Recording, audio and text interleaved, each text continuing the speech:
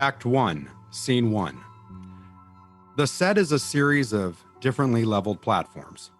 This should allow for some quick scene transitions, like a magic show while one scene is going on. Things should be being set for the next scene on another platform. The only fully realized setting should be Raskolnikov's bedroom on the highest platform. There he has a mattress strewn on the floor, a small couch, a back wall with a window, and a couple of shelves with pots and pans and such.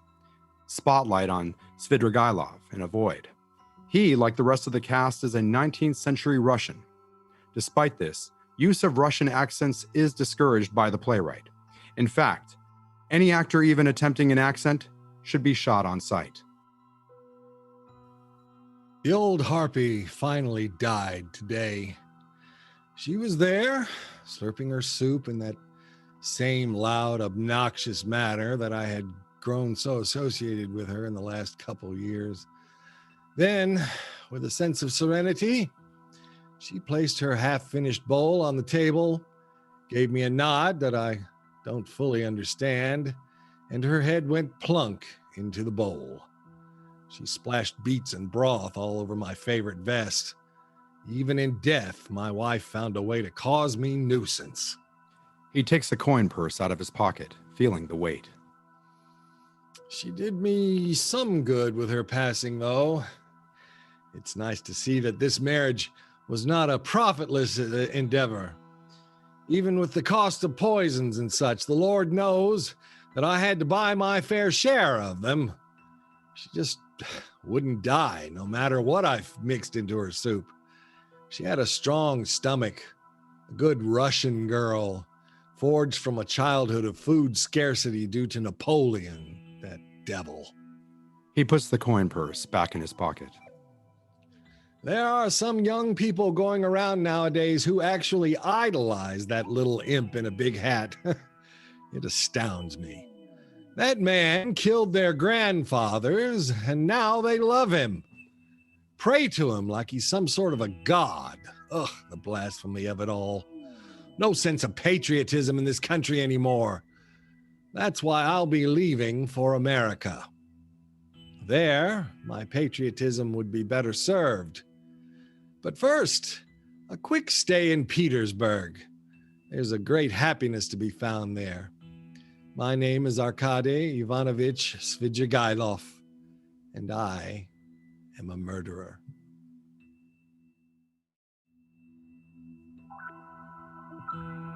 Scene 2. Lights up on Marmeladov and Raskolnikov sitting on bar stools, drinks in hand. Raskolnikov is wearing a trench coat. Both men appear to be drunk. Marmeladov, more so. Raskolnikov does not take a drink throughout the scene.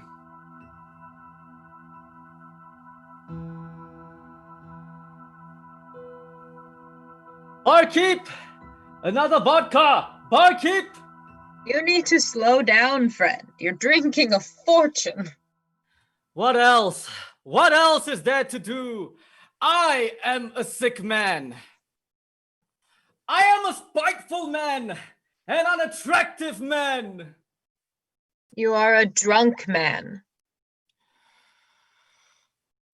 Yes, and there lies my greatest problem. I am disgusted by myself for the drinking I do. But the only sensible way to deal with disgust is through drink. You will not meet a creature more disgusting than myself. Marmeladov, a man hated by God. You are a dramatic one. And to think you would blush and be ashamed if you were to realize who it was you were whining to. My problems are far greater than yours, you old drunk. The youth, always assuming that they are the only people to have ever suffered. I would bet that upon hearing my story, you would relent that I'm the worse off. And I would say the same. Shall we place a ruble on it? I haven't the money. Nor I. Shall it be a gentleman's wager then? I believe it shall. Who shall go first? You seem to be chomping at the bit for it. You go. My sister is to be married to a scoundrel, and it is all my fault. It isn't even your own suffering. Just listen. Okay. Barkeep! 1 year ago, I left school. I had come to Petersburg, city of cities, in order to become a lawyer. I even wrote a few academic articles and essays. Nothing that got published, unfortunately, but professors seemed impressed. However, I still found things wanting, so I dropped out of law school. That was a dumb thing to do. Where did you go next in life? Nowhere. Nowhere? Absolutely nowhere. I've stayed in my same apartment, rent-free, for the last year. The landlady has an affinity for me. Have you been able to find any work for day-to-day expenses? I easily could have. My friend Razumian offers me some position or other on a new publication he's starting at least once a month. I can't accept, though. I don't want to accept charity. Any funding that I have received has come from my sister. She was employed as a maid. I felt immense guilt over taking the money. Not enough to get a job, though. No, I guess not. It doesn't matter, though, not anymore. My sister has been fired. The man of the house, Svidrigailov, took an interest in her. Not the good kind. Dunya, my sister, went to his wife about this, and the wife fired her. Damn this Svidrigailov! And damn his wife! Yes, damn him to hell. But that's not the worst part. My mother's letter telling me this also came with her customary 20 rubles. Why would my mother be sending me so much money if she still has to look out for her and my sister's own savings? Then, a few days later, I get another letter containing an answer. She shopped my sister around for husbands and found a man, Luzhin, who lives here in Petersburg. He traveled up to them to meet and state his intentions. You say that this man is rich? Yes. And your family is poor? Yes.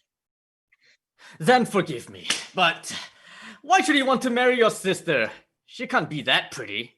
In my mother's words, he thinks that a wife should look upon her husband as her sole benefactor.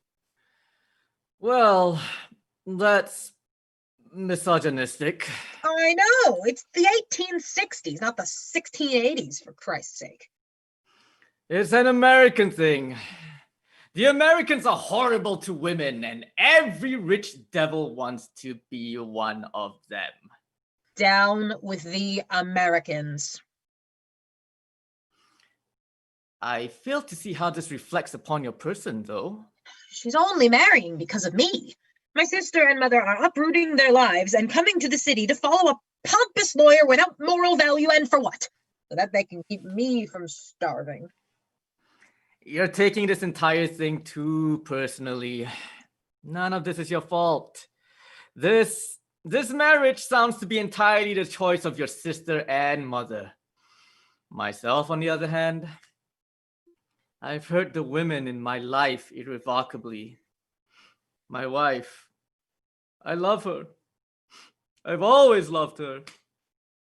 Let any man who will ever claim the opposite be set upon by bears and consumption. I love my wife.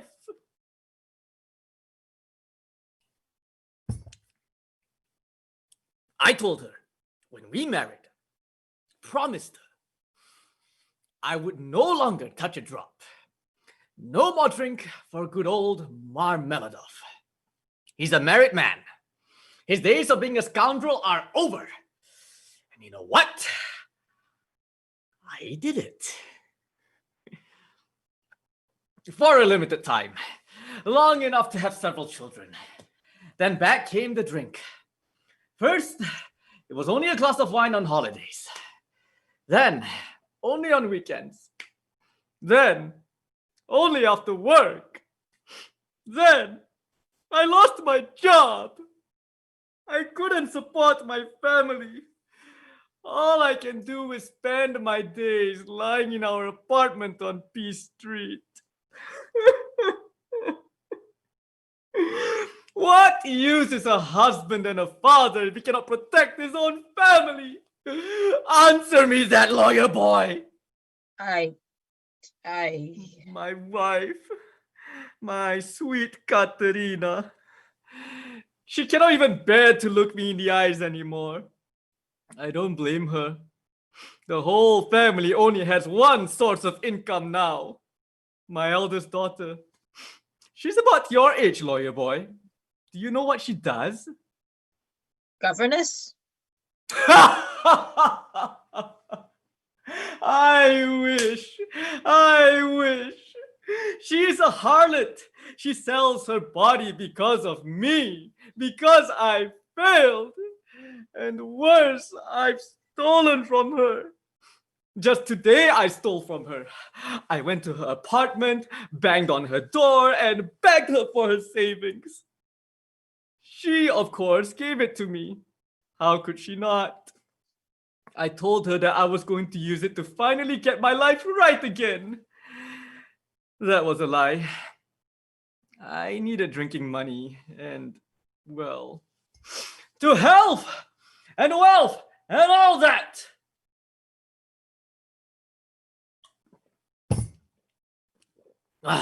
Barkeep! Barkeep! I need another now! You, my friend, are the winner. That is a rather sad tale. I don't need your pity, swine!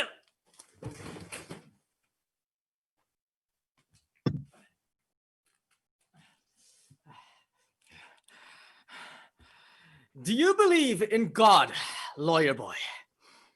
Remember that lying is the most heinous sin.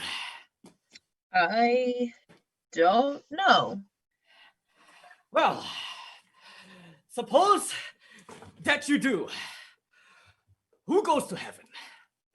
The righteous. It has to be the righteous. The righteous. That's a sound enough theory. It is utterly wrong, though.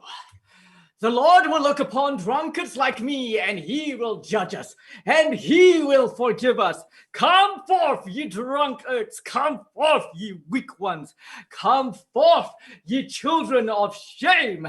And we shall all come forth without shame, and shall stand before him. He will say to us, ye are swine, made in the image of the beast and with his mark. But come, ye also. And all those righteous bastards that you're so sure of will exclaim, O Lord, why dost thou receive these men? And he'll tell them, because not one of them believed himself to be worthy of this. And he will hold out his hands to us, and we shall fall down before him, and we shall weep, and we shall understand all things. We will understand. Lord, thy kingdom come! You're drunk. So that's the kind of thinking your education brought you.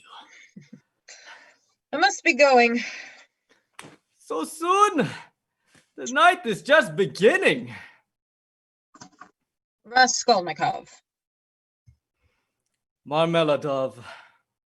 They shake hands. Raskolnikov gets up, lights out, spotlight on Raskolnikov. He addresses the audience. The drunk knows my name.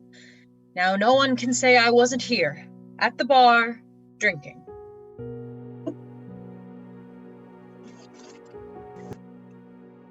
A drinking man could not have done this.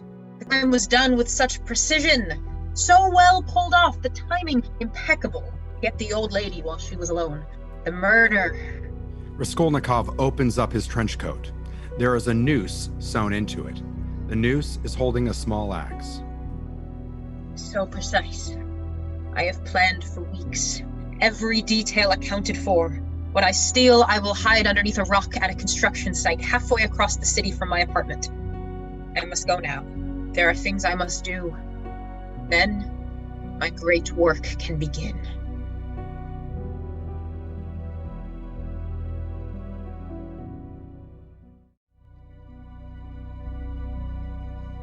Scene 3.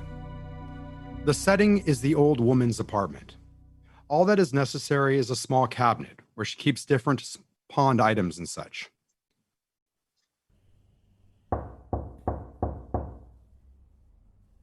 Hello? Hello, you simply must open up. I am here for redemption. The old woman trudges across the stage.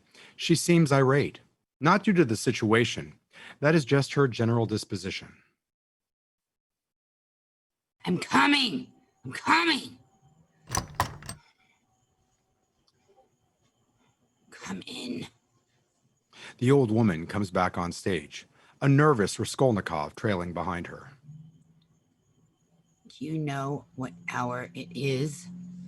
You are lucky my sister is out on the town getting dinner with some old friend or other. If not, I would be fast asleep. Run a business out of your home, they said. Saves rent money, they said. They didn't say it means that you're always in business.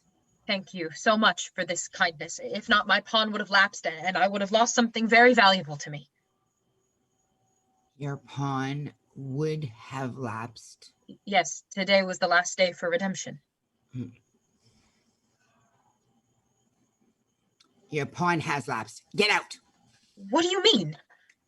Days to redeem are counted in terms of the business day. My pawn shop officially closes at 5. It's 7:30 now. Whatever you're here for, you lost it. You're past redemption. Now get out. That can't be. That's not fair. It is what I say it is. Should I yell for the porter, have him remove you? Please, please. That item is of great importance to me. I need to get it back. You must understand. If I break the rules for you, I have to break the rules for every sad young man who's a day late on payment now. The old woman gestures for Raskolnikov to leave. He begins to leave, or at least feigns it, before coming to a halt. I'll pay double. What? Double the cost of redemption. I'll gladly pay it. Double the price of what I'd sell it for. It's a deal, and thank you so very much for this. It is a rare thing to find a generous soul in this world. It is especially hard to find one such soul willing to help a poor man such as myself. I look around the city and all I see is corruption. The other week, do you know what happened? I saw a young woman in distress. She was running from a rich man, I could tell by the way he was dressed. I helped her fend the rich man off and asked her what was going on. She said that she used to be the man's mistress and that she had called things off. Well, this obviously didn't sit well with the rich man, and he started attacking her, and she ran into the street. That's where I met her. So I comforted her and brought her to the closest police officer. She told him her story. And do you know what the officer did? He grabbed her wrist and dragged her back over to the rich bastard. That was the last I saw of her. This city is a rotten, rotten place. We need an extraordinary man to fix it. Do you have your slip?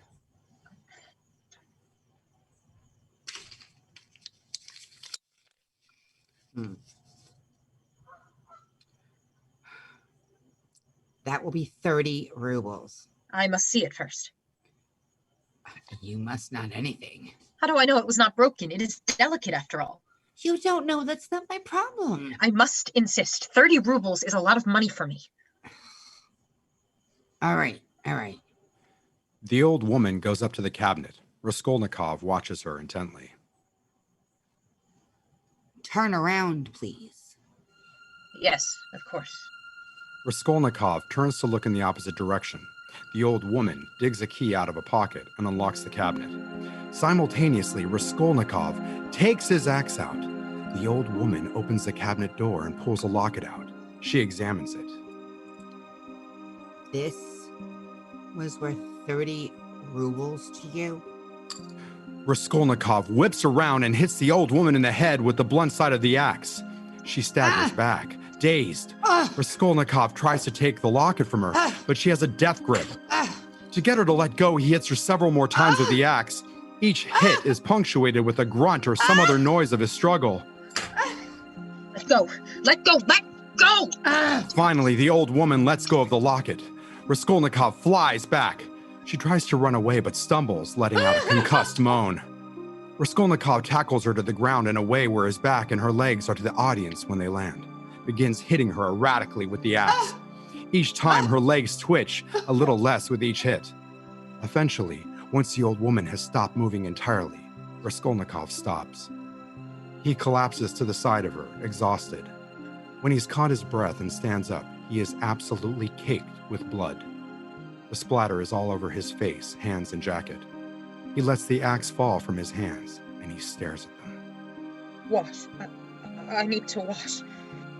Raskolnikov staggers off, presumably to the old woman's bath to wipe up. Off stage, we can hear him cursing and yelling. Then he comes back on. His face and hands are clean. His jacket is still covered in blood. He examines the locket, opens it, closes it, puts it in his pocket. Then he turns his attention to the open cabinet. He grabs a couple of choice, small items, stuffing them in his pants pocket. Then he pulls a small purse out and stuffs that in his pocket as well. He realizes something. He runs over to the old woman's body and pulls his pawn receipt from her hands. He crumples it up and stuffs that in his pocket as well. He makes to leave, but then he looks down at his coat. He takes it off and begins to fold it up. Then Lizaveta enters. You left the door unlocked. Getting soft in your old age, sister. She trails off as she takes in the scene. Her eyes go from the old woman's body to Raskolnikov to the axe. She sinks to the ground in shock. Lizaveta, I know this is compromising. I know this is compromising. Just let me explain myself. Just give me a second. Just be quiet. Raskolnikov puts his coat back on. He slowly picks up the axe off the ground. Lizaveta has begun silently sobbing. He walks over to her and puts a hand on her head, trying to comfort her. You weren't supposed to be here. Raskolnikov raises the axe high above his head with both hands, just as he's about to swing down. Scene 4. The scene is an interrogation room. All that is necessary is a table and 2 chairs. Porfiry sits at the table reading the newspaper. He flips the page. Raskolnikov is pushed into the interrogation room. He isn't wearing a jacket, and he looks nervous as all hell. Porfiry doesn't look up from his paper. Rodion Raskolnikov. Yes, that is me. You're late. You're very late, in fact.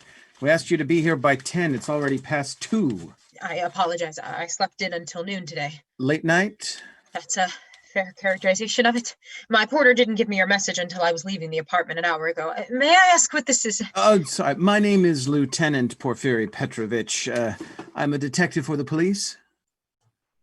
Oh. It's over. Just like that. Hasn't even been a day. I'm sorry. This is all happening so suddenly. I'm sure it feels like that, but debt accrues over time, and didn't feel like that much. A little money here, a little money there, but it adds up. I needed the money. I so badly needed that money. I'm sure you did, Mr. Raskolnikov, but now you have to pay it back. Of course. Lead me away. Send me to Siberia. Let's not get too ahead of ourselves here, fellow. It isn't that serious of a crime. It isn't? No. We're going to give you a week to pay it back. Just so I may talk to a lawyer later. What is the official crime being charged against me? Oh, debt. You've been running around Petersburg borrowing money. A couple of the gentlemen you borrowed from have lodged official complaints. Are you feeling that well, fellow? You don't look so good. I am feeling a bit sick. That's no wonder, walking around without a coat, and in the middle of winter at that. Lucky thing we aren't actually sending you to Siberia. You would freeze to death. Well, let's finish up with the rest of this interview with a spot of haste. That way you can go home and rest. Thank you. That is greatly appreciated. How much exactly do I owe? Oh, that's 50 rubles and 7 kopecks. Not too exorbitant a sum. I hope. You just bring that into the station within a week, and we'll handle the distribution of it to those you are in debt to. Thank you. That is most kind of you. Well, I'm a kind man. At least I like to think so. If that is all, I really must get home. Well, where were you heading out to? Excuse me? Well, you told me you were heading out when you got my message. What would a sick man be doing out on the town? Visiting the apothecary. Oh, yes, of course. Forgive my suspicion. It's a hazard of the job. Probably why I could never find a wife. Women don't tend to like it when you keep trying to poke holes in their stories. I don't think that anyone does. No, I suppose not. I do not wish to be rude, Lieutenant Petrovich, but if we're done... Oh, yes, you're free to go. And in fact, here, let me walk you out. Oh, and please, call me Porphyry. That's not... No, I insist. Now, if I may be honest, this little visit was a good reprieve. The other case I've been working today, it's a rather nasty one. I have been in a bit of shock since I saw the crime scene this morning. What case is that? Oh, here, read all about it. It's a double murder of a pawnbroker and her sister last night. We think with an axe. Good God. I know, it's positively grisly. Don't worry about it, though. We'll catch the man responsible. Oh, that's positively that. Raskolnikov faints, falling to the floor. Scene 5. The road has been a rough one, but I have persisted. I'm not close enough yet to Petersburg for people to not know my face and all think that I'm an evil man. They're correct. No one can prove it, though, so it really doesn't matter to me. All of my hopes lie in America. All they care about is how much money I have, and all else falls by the wayside. A world with no consequences for a man of great consequence. Isn't that a wonderful idea? Oh, Marfa, I wish you could have seen me at my full glory. I doubt you would have gotten in my way if you could have foreseen such brilliance.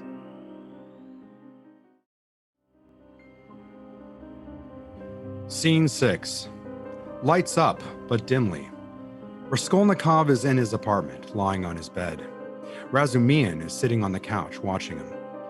Raskolnikov is in that state just between being asleep and being awake. He's muttering. You weren't supposed to be here. Leave, run away, please. Please, I don't want to do this. But you must, my friend. We need to get you better. Raskolnikov begins to come to. As he does, lights brighten. He sits up in bed.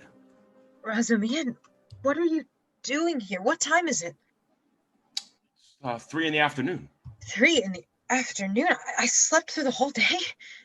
You slept through several days. My head's a bit foggy. Exactly what happened?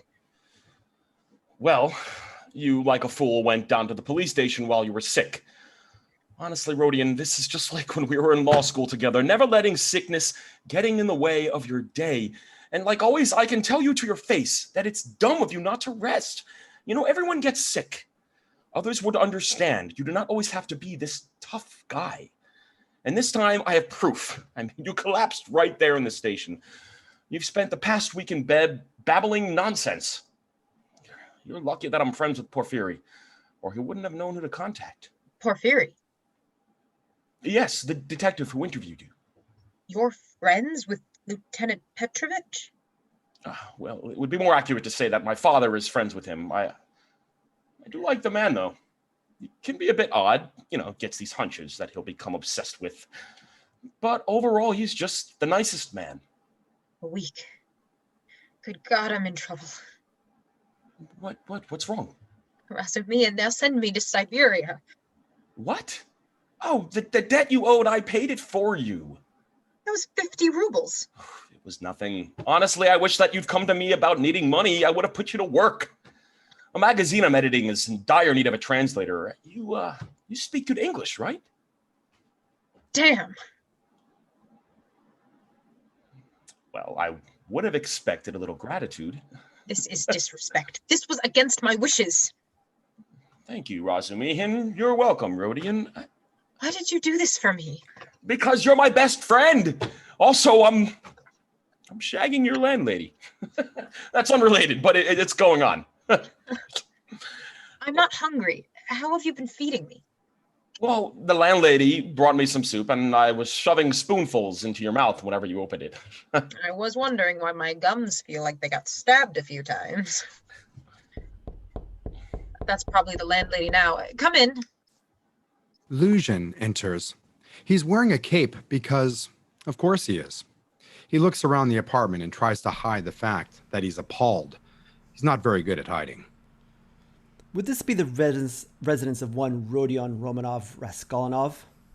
It is. Are you he? No, I am not. Then why am I talking to you? I am Raskolnikov. Forgive my appearance. I have been rather sick lately. I see.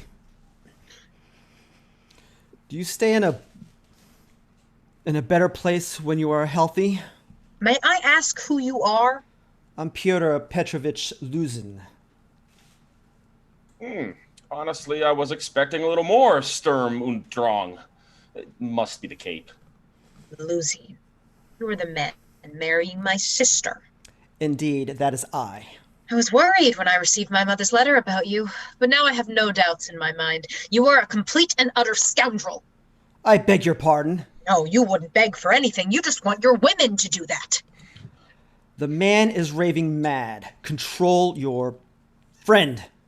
Rodion, maybe you should rest. You don't want to make my sister your wife. You want her for your slave. Bringing her all the way here for it. My mother talked all about it. There has clearly been some sort of misunderstanding. Get out! Get out of my apartment! If you don't, I will get out of this bed and thrash you about the head! I've never been more insulted in my life. Well, there's a lot more where that came from. Luzhin throws some rubles in Raskolnikov's direction. There! That's what I came for. I gave you the money I was instructed to.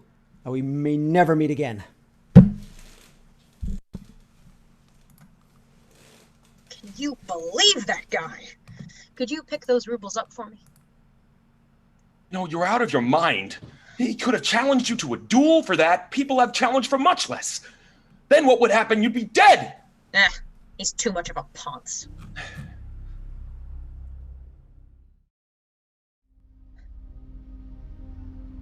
Scene 7. Raskolnikov is out on the street, still with no coat. Porfiry enters, not really paying attention. Porfiry is wearing a coat. They bump into each other. Oh, my apologies. Oh, Mr. Raskolnikov, I apologize. I didn't see you there. That's fine, Lieutenant Petrovich. Porfiry, please. It's good to see you up and around it again. You gave me quite the scare when you fainted. I apologize for that. No, don't worry. No coat still. You've dealt with my finances. I can't afford one. What happened to your last one? I heard you had a trench coat. That's a funny thing to hear. Oh, forgive me. I was talking to a friend of mine, a fellow detective, about your fainting in my interview room. The name Raskolnikov sounded familiar to him, and he'd witnessed you being a drunken mess with a friend at the bar the other day. Says he remembers you wearing a big trench coat. Oh, I'm doing it again. Hazard of the job, I guess. I love stories, especially the plot holes. No, you're fine. I'm a bit embarrassed, but I got sick all over it from the drink. Well, maybe the whole thing's just been the world's worst hangover, fella. After all, this was the day before you got sick. If my friend's memory is to be trusted, that is. Oh, here. Take my coat. I really couldn't. No, I insist. Let me do this kindness for you today. I need it. Today has not been a great day on the job. Still vexed by the axe murderer? Oh, no, actually, I think that investigation is coming along together rather well. What troubles me is that I saw a man die today. A drunk man. He was run over by a carriage, and I saw it happen right on P Street in front of his home. He just lay there, closing his mouth for 15 minutes, and finally he said, Sophia, daughter, forgive. And just died. I have no idea what it means, but it's been haunting me. P Street, you said? Yes. You remember the man's name? Marmeladov. I must go. I know him. Raskolnikov runs off. Porfiry watches him go. He gives a little smirk. Oh, it's a shame, really. Oh, I had hoped he'd be a better opponent.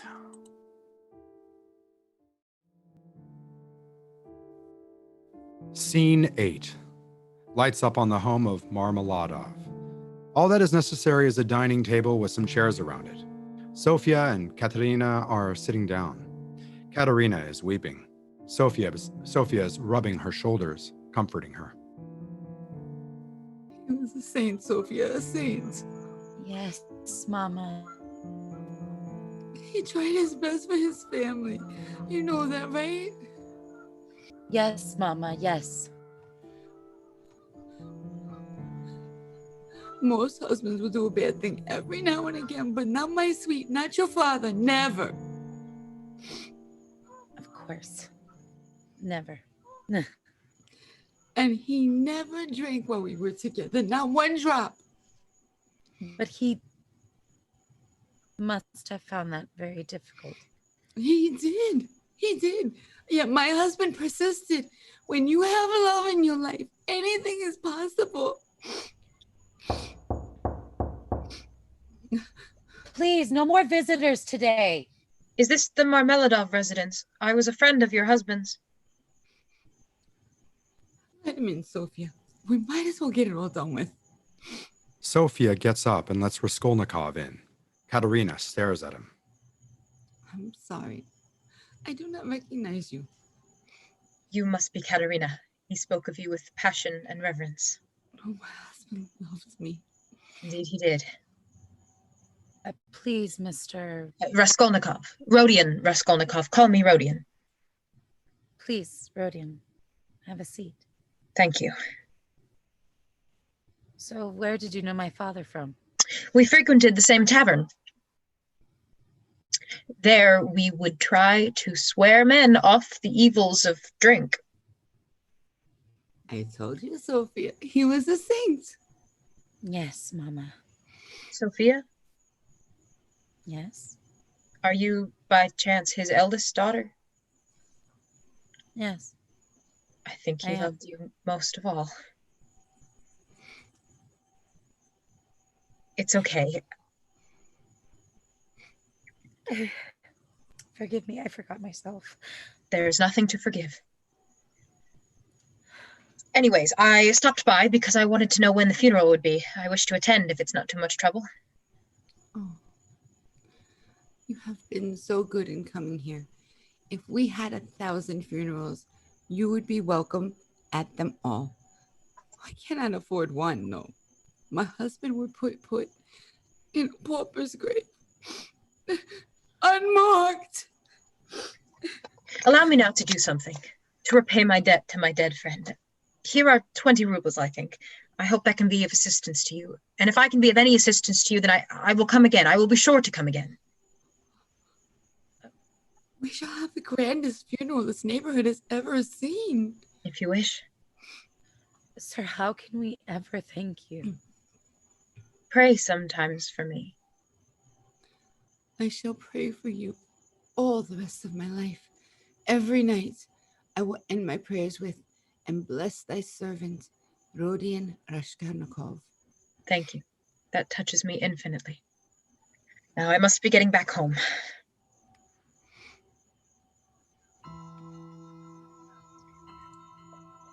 Life is real. Haven't I just lived right now?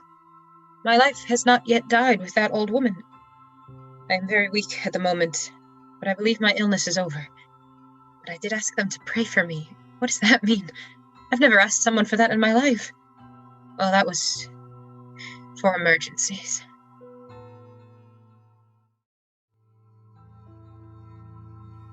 Scene 9. Raskolnikov's bedroom. Pulcheria and Dunya are sitting on the couch. Razumihin stands beside them. They are all distressed. none more so than Pulcheria.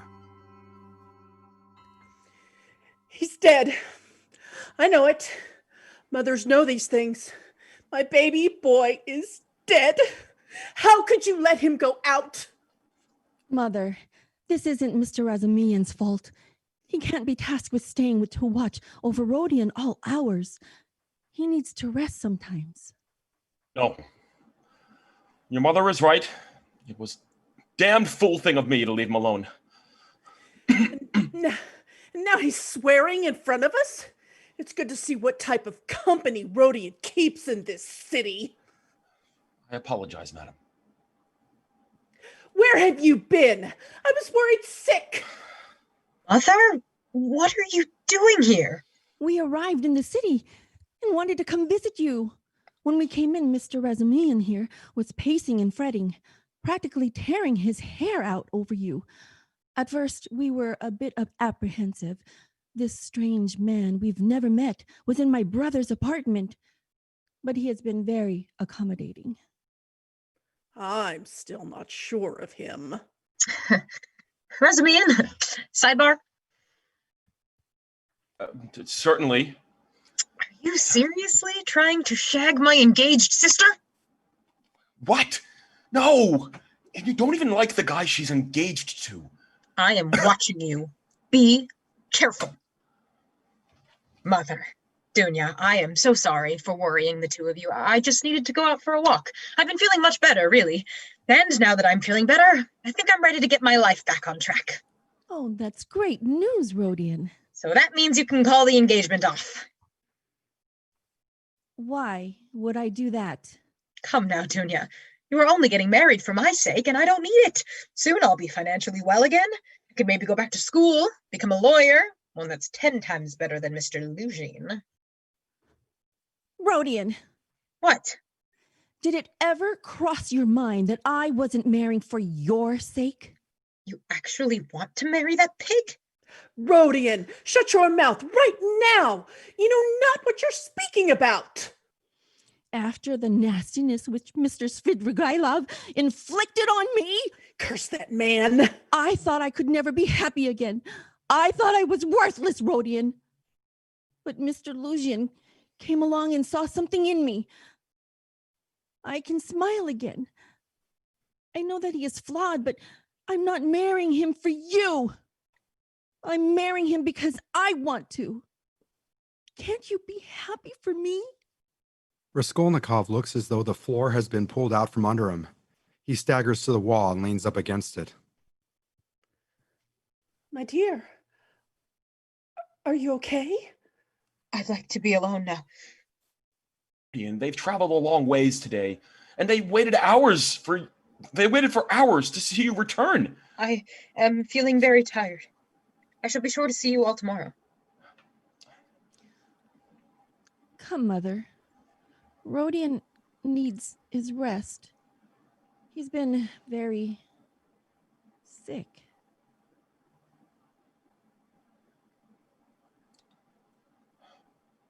Walk them home, please, Razumian.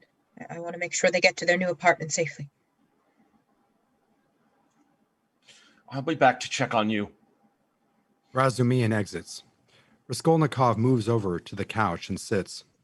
He fishes his locket out of a pocket and opens it. He stares tenderly at the picture inside.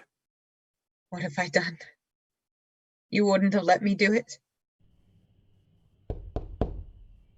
Razumian, I told you to take them home. Hello? It's Sophia Marmeladov. Oh, come in. Sophia enters. She looks at him and can tell that something is wrong. Are you okay? Yes. No, but yes. Rodion, I came just to tell you that we can't accept your money. I brought it back. Nonsense. You must keep it. It isn't for you. It's for your father. But you knew I'd say that. So why did you come here? I guess to get another look at the man who saved my family. Come, have a seat. Let me ask you something. Your father, he said you were, that you would sell. He said that I was a harlot. Yes. That's true. Oh. Why? Everyone has to make ends meet somehow. You can understand that. More than most. Sophia looks at the locket that he's holding. Wow. She's beautiful. Yes, she is. Is she your wife? Does this look like the home of a married man? She was close, though. We were engaged for a long while. What happened? She died. I'm so sorry. No, don't be. She was very sick when I met her. I always knew it was a probability. Did you love her? I think I did. Let me show you something. Raskolnikov goes to look out the window. She follows him. Do you see that rooftop? Yes. We used to sneak up there and watch the sunrise. Love is such an undefinable thing. It's hard to ever really tell if you're in it. But being up there, holding her hand, that felt like love. I am so selfish and stupid. I'm prattling on about love after the day that you've endured. No, that was nice. That was very lovely to hear. It's just that death surrounds us all in this city. Your love, my father, Lizaveta. Lizaveta? A friend of mine. She was murdered last week. Her sister's pawn shop was broken into, and the two of them were brutally murdered. Raskolnikov begins to faint. He catches himself on the couch. Oh, Lord, are you all right? Yes, it's just, I've been sick lately. I thought that I was over it. It's late. I do not want to be rude, but I should go to sleep. Yes, of course. God bless you, Rodion Raskolnikov. Sophia exits. Raskolnikov sits down on the couch and just stares out at the audience. Fuck.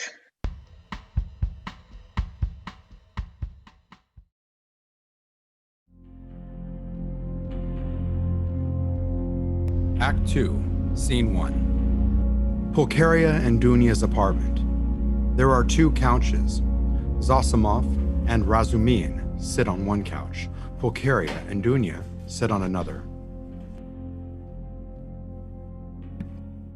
Thank you both for seeing us today. Please, Mr. Razumihin, we should be thanking you for caring for our Rodion. It's my eternal pleasure to do so. But more importantly than myself, though, is Dr. Zosimov here. He's an old friend of mine, and as a favor, he took a look at Rodion. We must pay your bill, Doctor. That won't be necessary. It's free of charge. Anything for Razumihin. So you are a well-liked person, Mr. Razumihin. I'm very friendly. Doctor, what is wrong with my son? It must be something terrifying for him to throw his mother out of his home. Is it terminal? Is he contagious?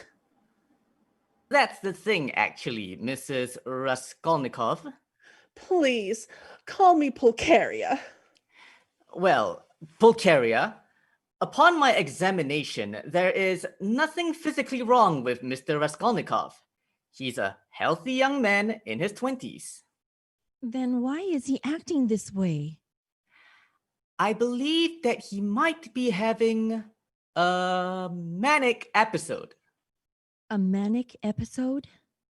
You take that back. My Rodion is not crazy. Get out of here, you lazy, evil, greedy... Mrs. Raskolnikov, please just listen to the man. Pulcheria? You don't get to call me that anymore. I am not saying that your son is crazy. A manic episode can be just a temporary thing brought on by external stressors.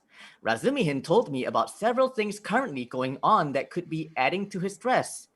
Chief most, the death of a loved one. I have no idea what you're talking about. Oh, I had no idea that Rodion didn't tell you. He was engaged to a girl who he was madly in love with. She died 3 months ago, I think, maybe 4. We are aware of that. My mother just refuses to acknowledge it. The only good thing that girl ever did for Rodion was die. To think, marrying the daughter of a landlady. Regardless of personal feelings in the room, your son was severely distressed by the death. Add to that your daughter's impending marriage, his financial struggles, and his personal and professional failures. And this all seems in line. What can we do to help him? Be with him. You three seem to care for Mr. Raskolnikov a lot. Just be around him. Don't leave him unaccompanied for too long. Do that for a while, and he'll be fine. Now, if you'll excuse me, I have other patients to attend. Yes, let me show you to the door. They both turn away from the women. Razumihin gives Sosimov some money. You have a good day now. Well, I hope that was illuminating for everyone. Yes. Hang around your son. Medical advice of the year there. Mother, all Mr. Razumihin has done is help our Rodion. You're right. You're right. My apologies, Mr. Razumihin. Mother is just cranky because we received some troubling correspondence from Mr. Luzian today. I do not like that man. I wish Rodion had not told him so, but I do not like him. He wrote all about the insults which Rodion threw at him. Yes, I was witness to that event. I may have also thrown a few insults myself. The man is very unlikable. See? Mr. Luzian will be visiting us for dinner tonight, and he has requested to not see Rodion here or ever again. He said that our marriage depends on it. Oh, my. Well, I'll keep him occupied tonight then. Nonsense. Make sure he comes. I'm afraid I don't follow. I will not be forced to choose between my brother or a husband.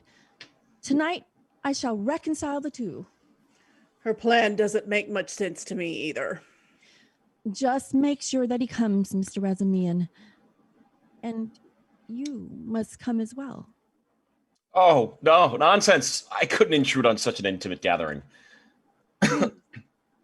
I insist. I must repay the man who has shown my family so much kindness. I do not consider it a kindness.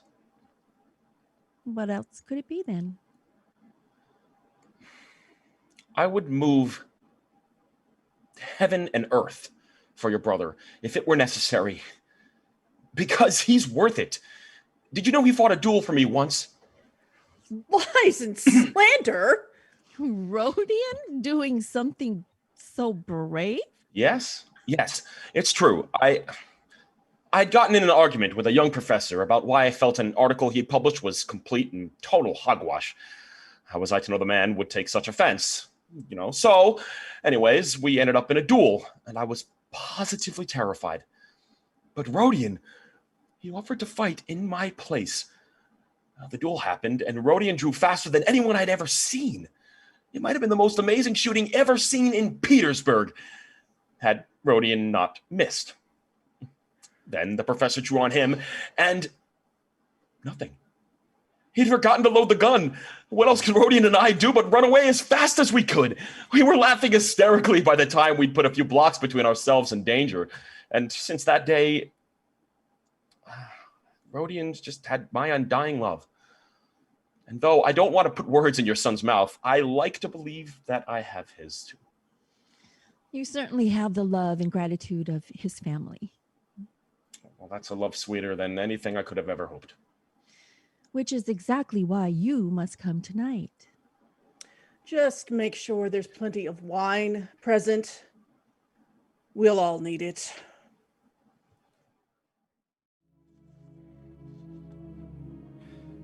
Scene 2.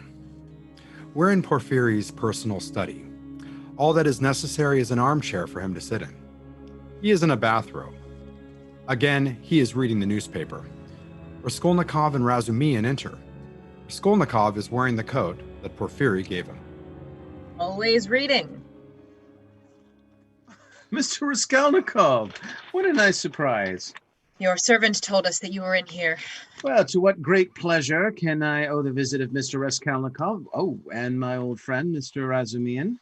Well, Razumian is here because apparently I must be walked around like a dog nowadays. That is what Dr. Zosimov said. Am I correct? So Rodion has some information that might assist your investigation into the pawnbroker murders. Yes, I'm sure he does. Yes, I actually pawned something with her. I figured I should claim it. A locket. How did you know? Oh, I've known that you pawned a locket with the old woman since probably day 3 of the investigation. One of the first things we did was check the pawn book. We wanted to find out what was stolen. Not all the stuff in the shop was taken, funnily enough. Very sloppy job on the killer's part. Now, we're forced to look into every person whose belongings were taken. That does really narrow down the pool. How do you know it was one of them? Couldn't a burglar just stolen at will? Nah, it's not likely to be a burglar. The door was not forced open to the apartment. All the windows were intact. The cabinet where the pawnbroker kept her pawns was also opened normally instead of being forced. It's very likely to have been one of her customers. And my locket? Oh, well, unfortunately, Mr. Raskolnikov, your locket was one of the items stolen. So you're looking into me. And a dozen other men who were stolen from. Well, unless you give me a reason to, I won't suspect you. So rest easy. I'm actually very happy that you're claiming your pawn. It was starting to look a little suspicious, what with you being the last person to do so. That's not fair. Rodion has been sick. I know.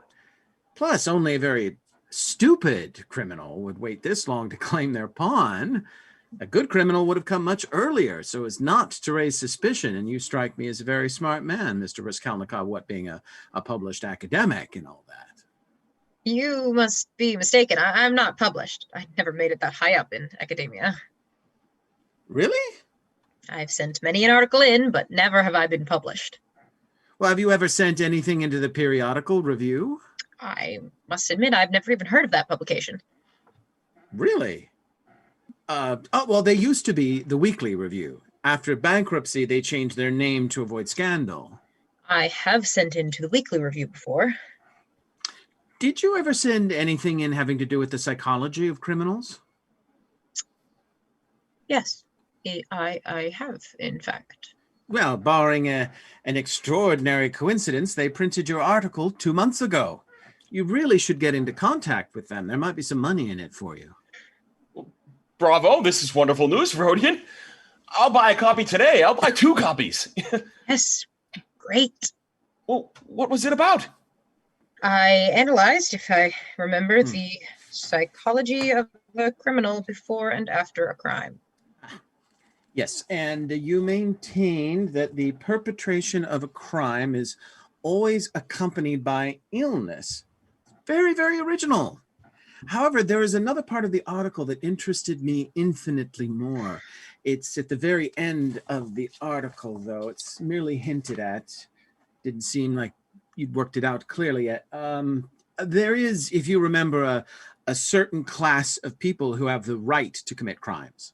That is, if I understand you correctly. I mean, academic writing tends to fly over my head a little bit.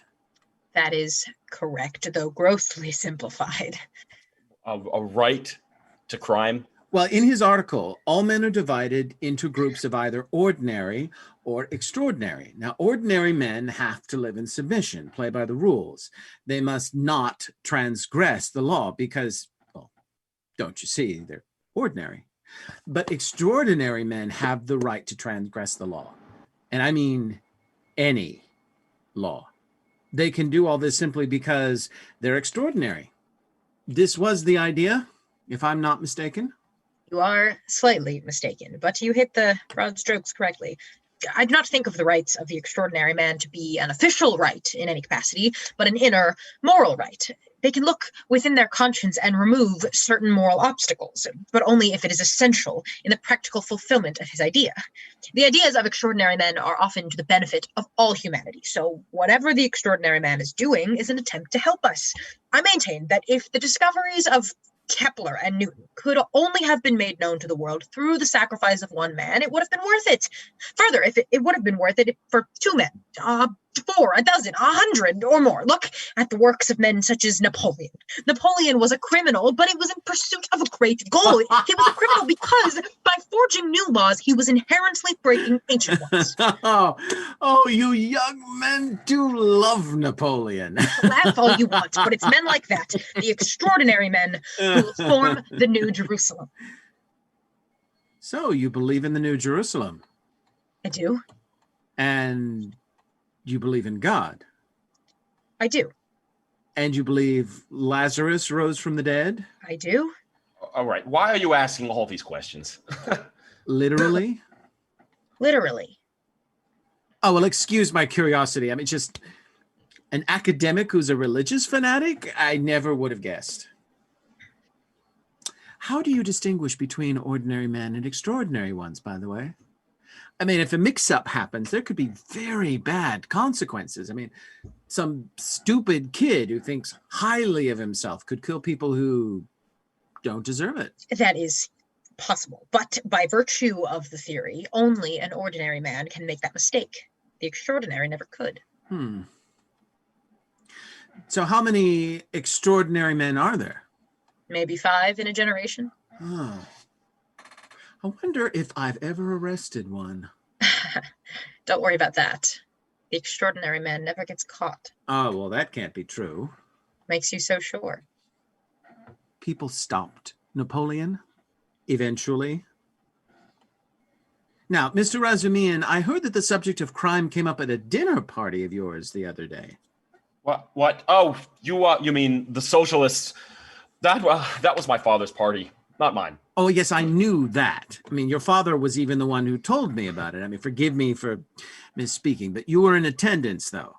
Yeah, I was. Well, what was it that these socialists said about crime? Well, you see, they claim criminals cannot be held accountable. Any truly just society would not spur people to crime. Therefore, criminals should not be held accountable for their transgressions. They're mere symptoms.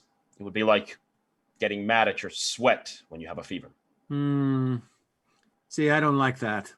It implies that all crime has a rational reason and people only transgress because they need to. What other reason is there? Because they can. Because they want to. Take these axe murders. I would bet anything that the culprit has done absolutely nothing with his ill-gotten gains. He's just sitting on them. Why would he do that? Because it was never about rubles. Some people are just bastards. Yes. Well, that's socialist for you. Yes. Well, Rodian and I must be going, though. Yes, we must. Well, it's been a pleasure seeing you two. Please come by the station at 10 o'clock tomorrow, Mr. Roskolnikov. Why? Well, you need to make an official statement about your pawn. We can't just count something you told me at my home. I mean, I'm in a bathrobe, for Christ's sake. See you tomorrow at 10, then. Oh, and Mr. Raskolnikov. What? My coat looks good on you.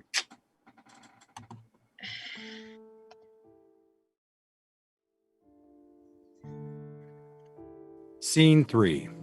Raskolnikov's apartment. He storms in upset, not at all noticing Svidrigailov sitting on the couch. That haughty old man. He thinks he's smarter than me, fool. I hope these comments aren't aimed towards me. I'm not that old. Who are you? How did you get in here? Money, my dear boy. Money will get you a lot of places. You should really ask about getting that porter fired. He just let me in for 5 rubles. Huh. And who are you? I am Svidrigailov, a friend of your sister's. Raskolnikov is instantly filled with rage. In a fluid motion, he grabs Svidrigailov by the collar, picks him up, and slams him against the wall. That was the worst possible answer you could have given me. I see that. Why are you here? You're...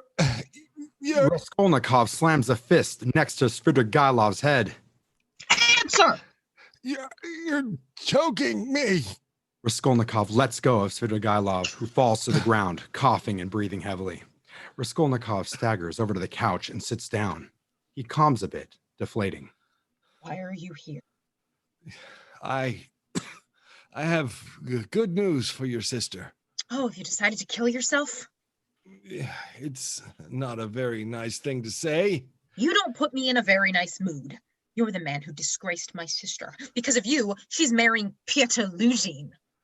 All of these are very good points. Tell me your news so I can have my peace back. My wife, Marfa Petrovna, has died. This is a most lamentable tragedy for myself, but it does help your sister's situation considerably. She's in store for a considerable amount of money. I don't follow. Why would the woman who fired my sister include her in her will? My wife, in her final days, was racked with guilt over the way she treated Dunya. She knew that what happened between Dunya and I was not your sister's fault in the slightest. It was my own piggish behavior that was in the wrong. So she set aside 3,000 rubles to go to Dunya. 3,000 rubles? I know it doesn't even begin to cover the damages done, but my sweet Marfa was trying her best. And why are you telling me this? Well, there's not a chance in hell that your sister would want to see me, and that's for a good reason. I did a horrible thing, but I'm the person in charge of fulfilling Marfa's request, and I've traveled all this way to Petersburg to do this, so here I am asking you to give your sister these 3,000 rubles. Svidrigailov pulls an envelope with money in it out of his pocket.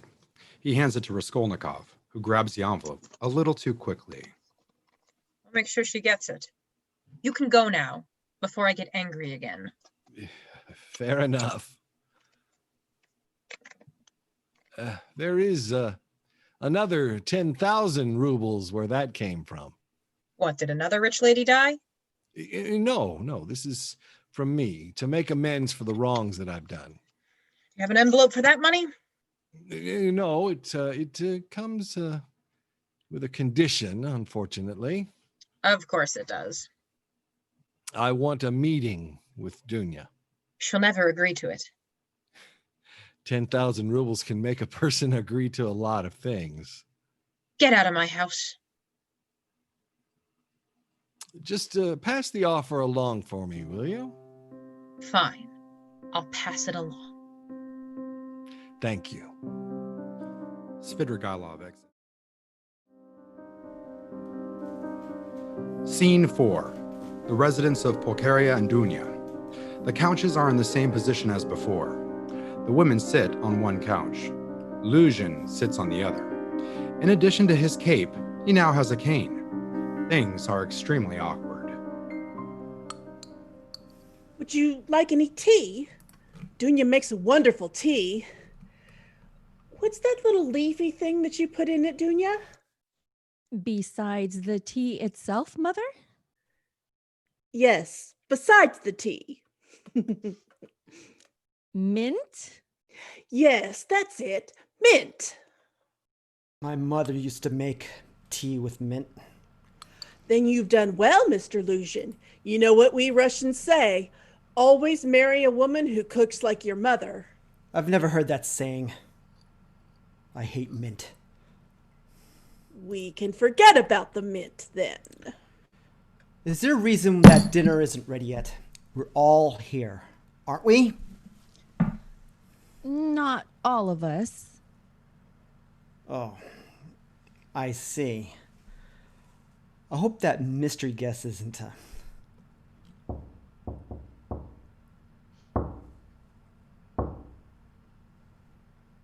One moment.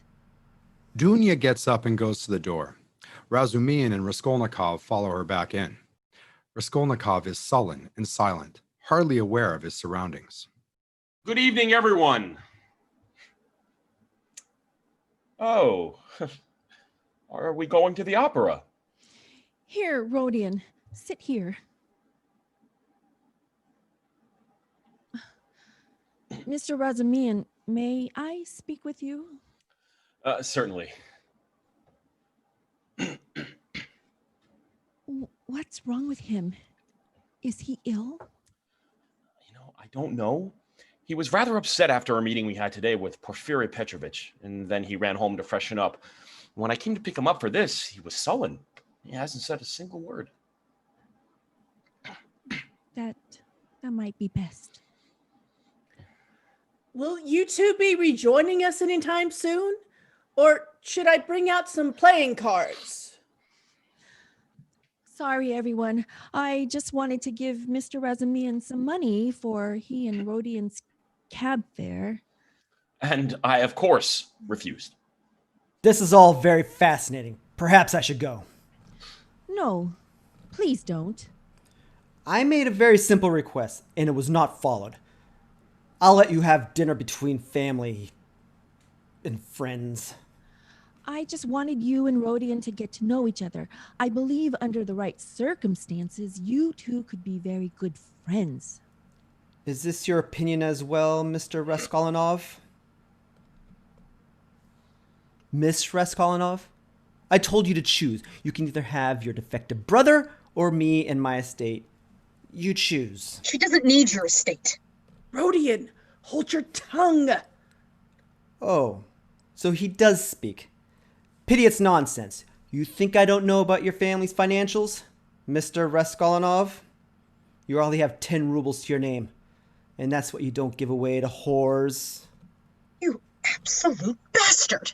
How dare you slander my sweet Pulcheria boy! flies up and begins swatting at Luzin's shoulder. I happen to live on P Street, next to a family by the name of the Marmeladovs, a poor family of scoundrels. I have it on good authority from the family's matriarch that Mr. Raskolnikov delivered the rubles that I was tasked with giving him directly into the hands of the family's whore daughter.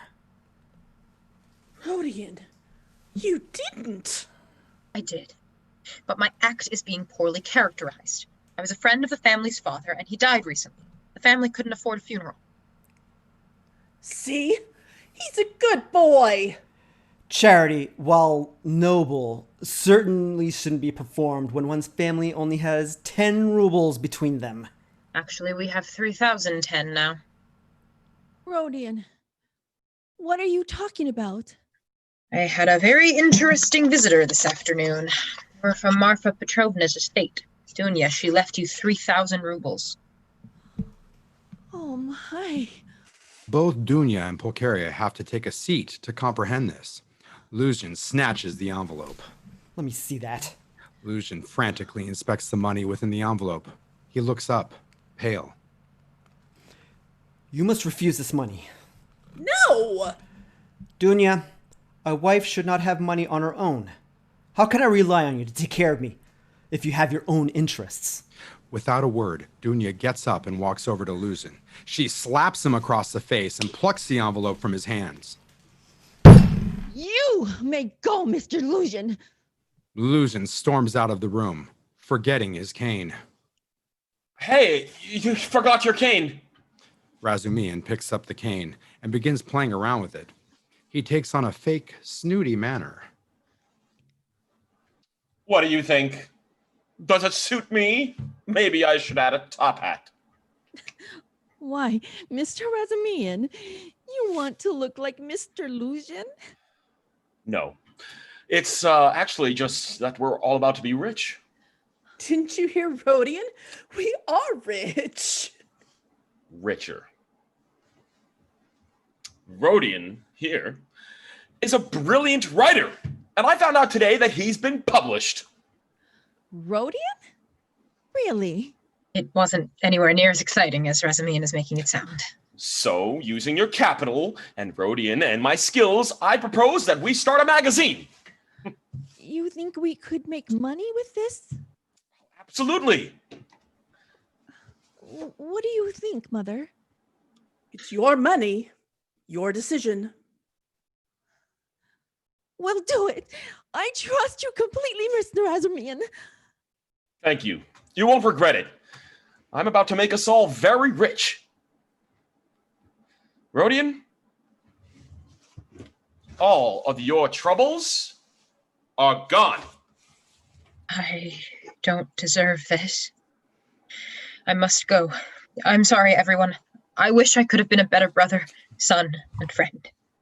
Frantically, Raskolnikov gets up and starts rushing toward the door. Razumihin catches him by the arm. What's wrong with you? I have nothing to tell you. Don't come to see me. Leave me, all of you. But don't leave each other. Do you understand me? Rodion, Raskolnikov pulls his locket out and shows it to him. Razumihin is shocked and cannot quite process what he's saying. Do you understand now? Good. Go to them. What's wrong with him? Nothing is wrong.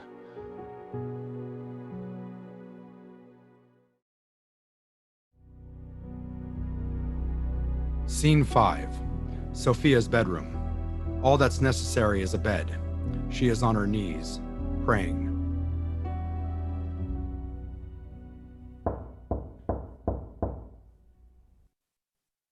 I will not see any more customers tonight.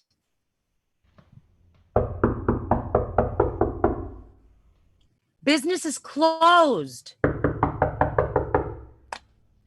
I am not about to sit here and take the persistence of some drunken lout just because. Rodion, what are you doing in a place like this? How did you find my apartment? I need to see you. I searched everywhere, asked around. I've done a terrible thing. I am unworthy of love. Don't say that. Everyone deserves love. Is that why you do this job? No. Love is love. This is something else. Now, come on, get up. Now, tell me what you did, and maybe I can help you feel better. I broke off from my family. I am a vile man, and I did not wish to inflict myself upon them any longer.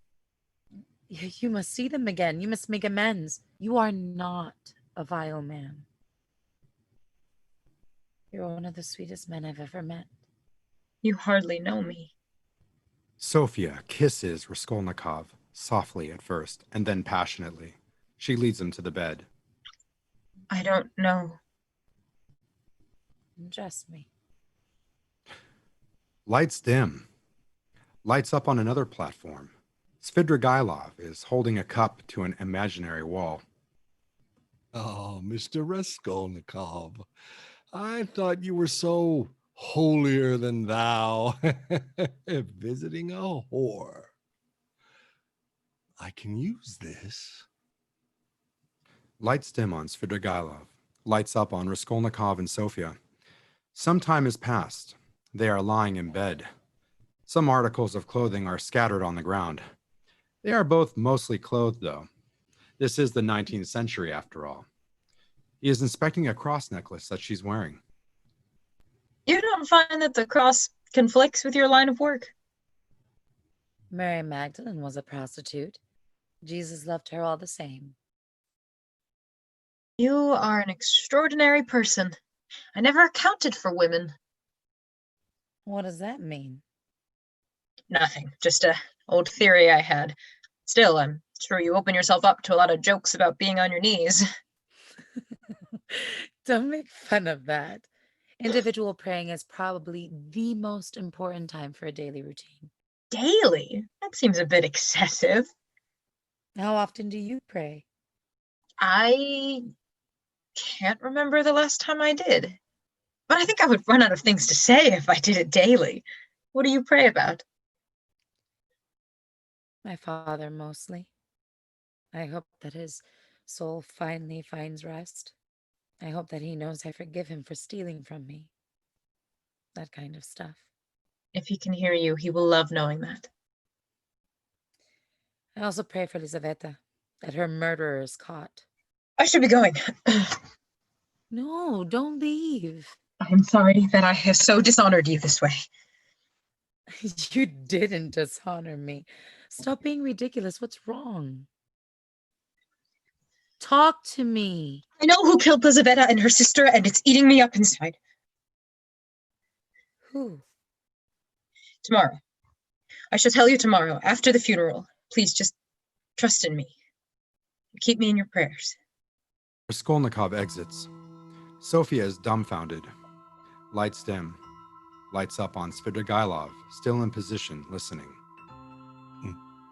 I shall have to use a chair when listening tomorrow. I think my legs went numb.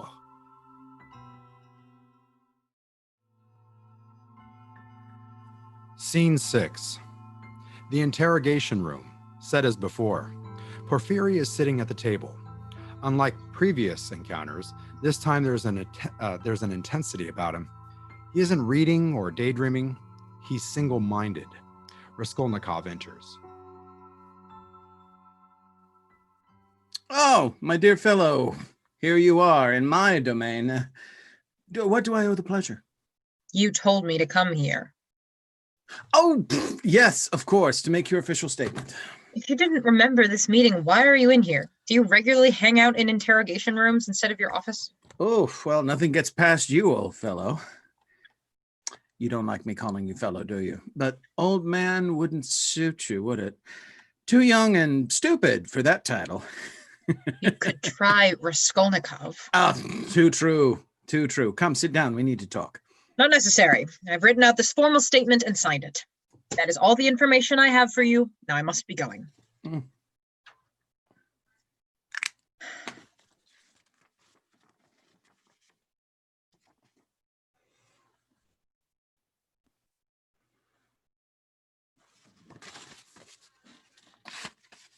What are you doing? I answered everything there. Yes, you did. Now sit down.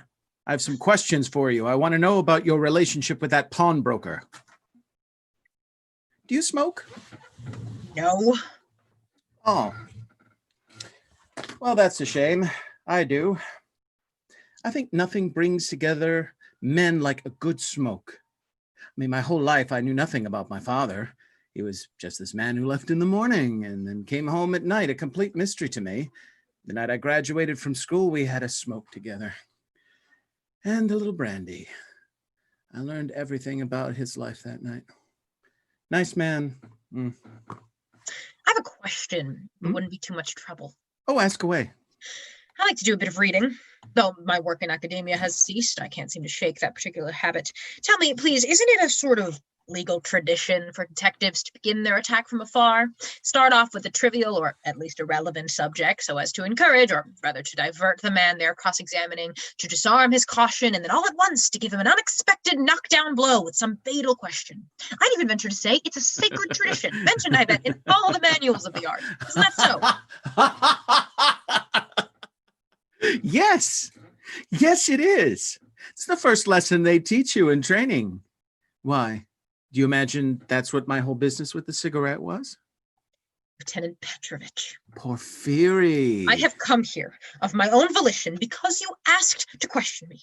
I have provided you with information that you destroyed. I must ask you to ask actual questions, otherwise I will leave. I have a funeral to attend. The funeral of the man you told me about. Ah. Yes. Marmeladov.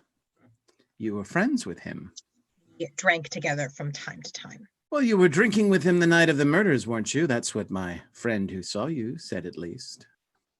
I was. So I suppose you're wondering why I'm even questioning you if I know that you were drinking in a bar on the night of the murders. I am, actually. Well, the truth is, my friend also told me that you left before the murders happened. How could you possibly know when the murders happened? Well, due to the rather volatile nature of the pawn business, the building's porter liked to check up on the sisters every hour. He checked, and the pawnbroker was alive at 7. He checked, and the sisters were dead at 8. And you left the bar at 7:15. Regardless, I was drunk out of my mind. I ruined my coat and had to throw it away. You know this. I'm wearing the coat you gave me. Yeah, you see, that's the funny thing. My friend said that you didn't drink at all. You just nursed one glass all night. Funny thing to do, Mr. Raskolnikov, don't you think? I don't know who your friend is, but I would like very much to talk with them. So young, so spirited. I've decided that I like you. We will be friends. I will call you Rodion. Rodion Romanovich Raskolnikov. Ah, what fun that is to say. That's the correct pronunciation, correct? I don't want to muddle it. That is the correct pronunciation. Splendid. Now, since we're such great friends, Rodion Romanovich, let me tell you something about myself. I am a bachelor, a man of no consequence. I'm not used to society. But I have noticed one thing. When two men are clever and respect each other, as you and I do, they often flounder for hours on end to find a conversation to talk on. They don't want to waste the opportunity. So I'm going to propose a topic right now, and you and I shall talk on it. Murder. Murder. Double homicide with an axe. Do you think you're capable? What kind of a question is that? Oh, you're right. My apologies. Do you think you have a right to do it? This is ridiculous. Now, are you one of those extraordinary men? Surely while writing that magnificent theory, you had to wonder. I mean, I know I would. So what about it? Are you Napoleon? Were two old women blocking your path to Waterloo? Are you formally asking me that question? Yes. I did not commit the axe murders. Well, if you did, I promise that your sentence would not be too bad. You think of this as throwing your whole life away, but I assure you that you wouldn't be. Do you tell that to everyone? Just the ones I like. I do genuinely like you, Rodion Romanovich Raskolnikov. In fact, I've been looking into you these past few days. What was the name of your betrothed? Nastasia.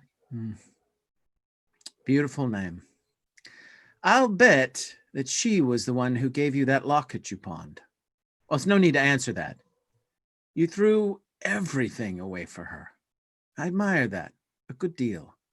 I did something similar once. You said you were a bachelor. Well, so were you. We don't always control how things turn out. I talked to a doctor that saw you, a Zosimov. He told me that he believes the loss of your Nastasia, combined with your obvious economic troubles, would be enough to cause you to have a manic episode. Now, I would be willing to vouch to a judge for this, that you were insane when you committed the axe murders. You'd get 7 years. I wasn't crazy. Understood. Are you ready to make a confession? Oh, God. Hold your thoughts for one moment, please. Porfiry gets up and exits briefly. Raskolnikov begins rocking back and forth with his head in his hands. He doesn't even notice as Porfiry re-enters, visibly shocked, and sits down. The porter just confessed to everything. He walked into the station and told everyone that he'd killed the pawnbroker and her sister. You're free to go, Mr. Raskolnikov. Yes. This embarrassment serves you right for playing mind games with me, trying to get me to confess to something I didn't do. Just think, you could have locked up an innocent man. Though I don't quite understand it. This investigation is behind me now. I am free of suspicion. I am free. Now that the crime is completely done with, I can finally just dedicate myself to doing my good works, to using my misdeeds to help the world. Now is the time of Raskolnikov.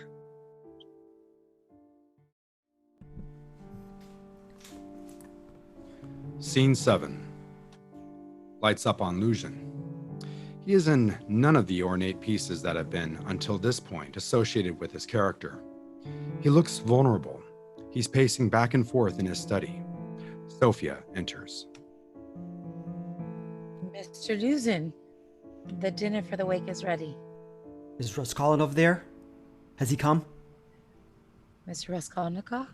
Yes, he has come. You like him, don't you? Everyone likes Raskolnikov. Yes. Why? Why? He's a rude college dropout. An idiot! He's kind. He tries to do good by people. And how does that turn out? His family's in destitution, his friends die in the streets. He's a perpetual screw-up of little value. I should be going. Wait. What an uncaring fool you must think of me. No, Mr. Luzin, I don't think that. Please. We are neighbors. We don't need to be so formal, Sophia. Call me Pyotr Petrovich. I think that we both feel more comfortable if I kept calling you Mr. Luzin. Nonsense. Your family's in great financial need, no? Don't look away, child. I'm gonna help you. You don't have to do that. Well, I will. And I'll take great pleasure in it.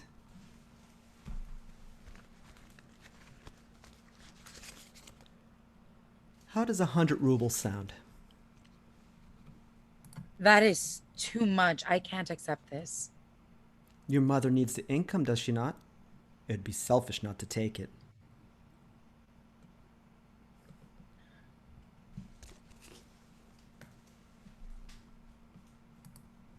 Thank you for the money, Mr. Luzin. What do you call me? Peter Petrovich. You're most welcome. Should we be expecting you for dinner? No. Far too busy for that. Well, I should be getting back to help my mother with everything. Sophia, don't tell your mother about this. We don't want to shame her.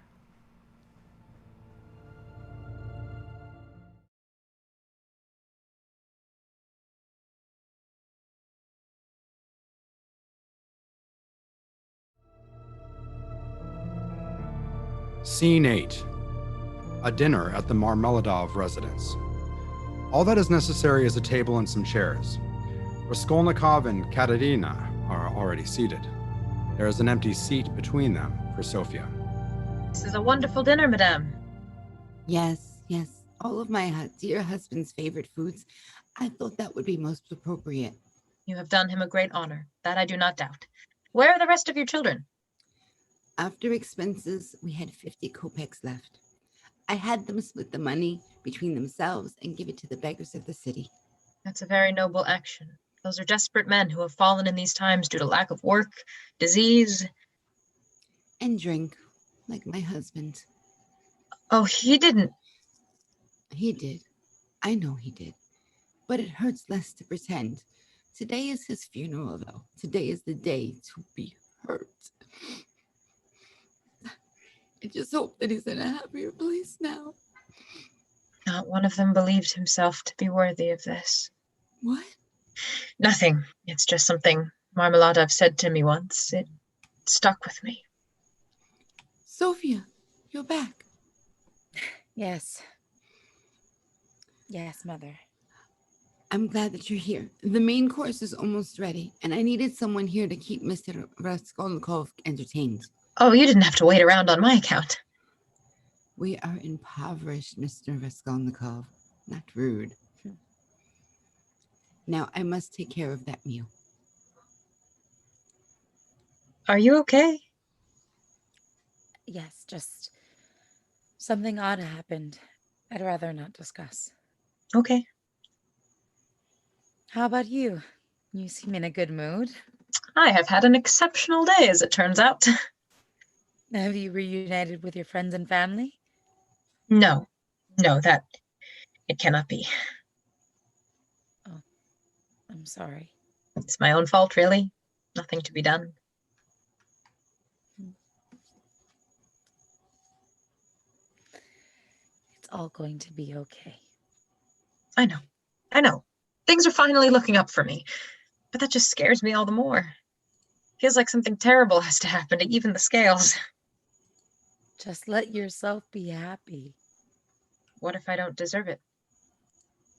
Deserve what? To be happy. Why wouldn't you deserve it? What if I had done something so vile, so bad, that I wasn't worth wasting happiness on? That's impossible. It's very possible.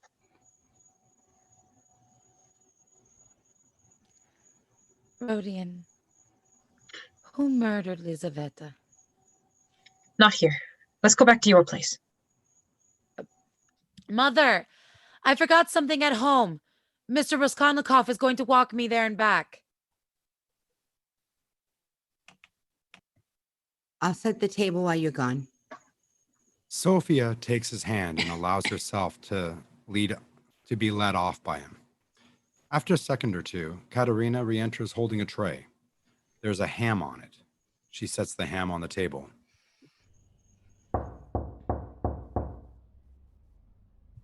Yes, come in. Mr. Lucian, you came after all. I'm not here for a merely attended wake. I'm here because a crime has been committed. What do you mean? I did not want to believe it, but there's no possible alternative. I had in my study 100 rubles. Those rubles are now missing. The only other person who was in my study between now and the last time I saw the rubles was your daughter, Sophia Marmeladov. What are you saying? I see that she's not around.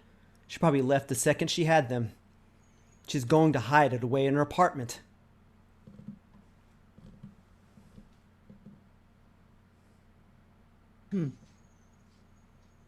Why are you saying these vile things? If I'm not paid back by the end of the day, I'll be forced to seek legal retribution. Have a good day. Enjoy the ham. You're a liar. Sophia is a good woman. She has a good heart. She would never steal a thing. Even if I was lying, who are they going to believe? A rich, respected lawyer? Or a harlot? Get out! Katerina suddenly flies at Lucian, smacking him over the head and just hitting him all Out about. of here! Hysterical evil bitch. I'll have you thrown out for this. You and all your children. Bad You'll man. be out on your asses. You're a very bad Lucian man. exits. After a second or two of remaining huffed up and angry, she wanders over to the table and pretty much collapses in exhaustion, head in her hands.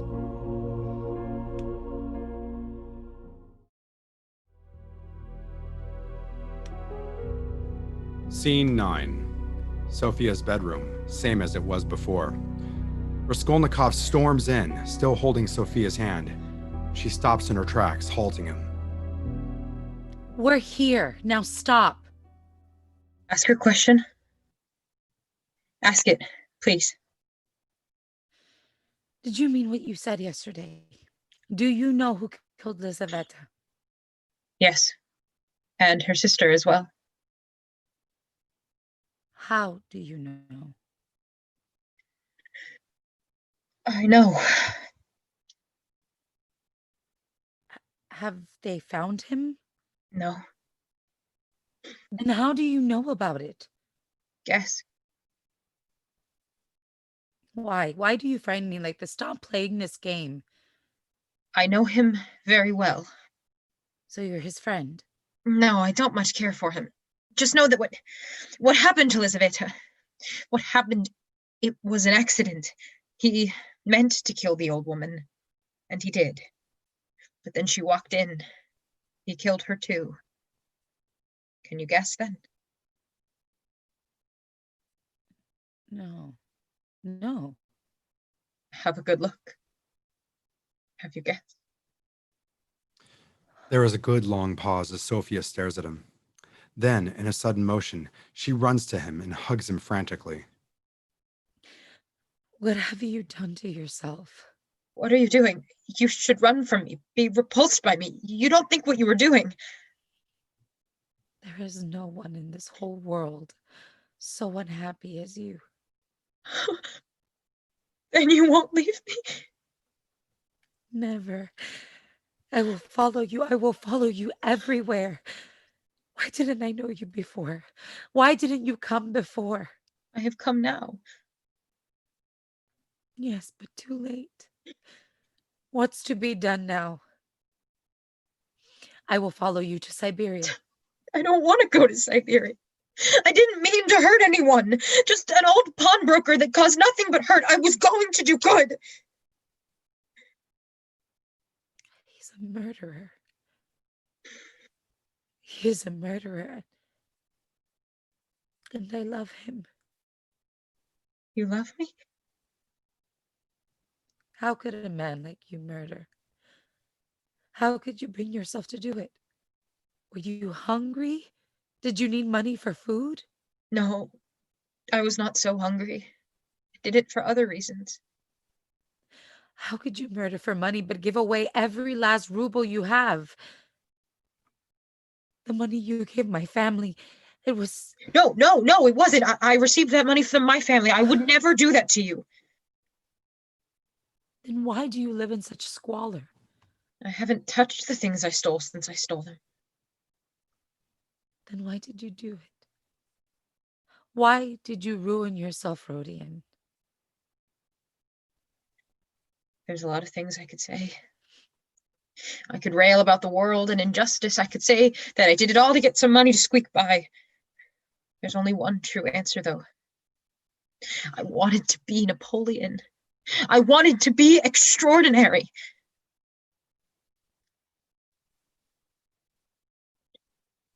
What are you to do? I don't know. You must confess. You must go to the police station and tell the world I am a murderer. That means Siberia. No, I am not going to them. Then how will you go on living? What will you live for? How is it possible now? How can you talk to your mother? What am I talking about? You have abandoned your mother. What will become of you now? Sophia exits and Raskolnikov steps forward onto another platform. Spotlight on him, leading us into Scene 10. I thought that I could do good. Second spotlight on Katerina as she is shoved on stage. She calls to someone off stage. She seems desperate and at the end of her rope. On the day of my husband's funeral, I'm turned out of my home? I thought that I could help people. Katerina begins to talk to a group of her children, only to be seen in the audience's imagination. We must play for our food now. Children, we are en route. So sing the songs you know. Now, Kolva, your hands should be on your hips and lead it. Keep turning around. Make haste, Polenka, and I will keep the beat by clapping our hands. It was only one bad act I did. And you can breed good from bad. Oh, set your dress straight, Polenka. It slipped down on your shoulders. Oh, why are you crying again? Oh, look, a policeman. Oh, have pity on us, sir, please. Just 1 ruble will do. Oh, go. Keep walking. Shame on you. There are children here. Shame on you. Katerina spits in the direction of the policeman. That instantly seems like a bad idea. No. Please, there are children here. I can make a better world.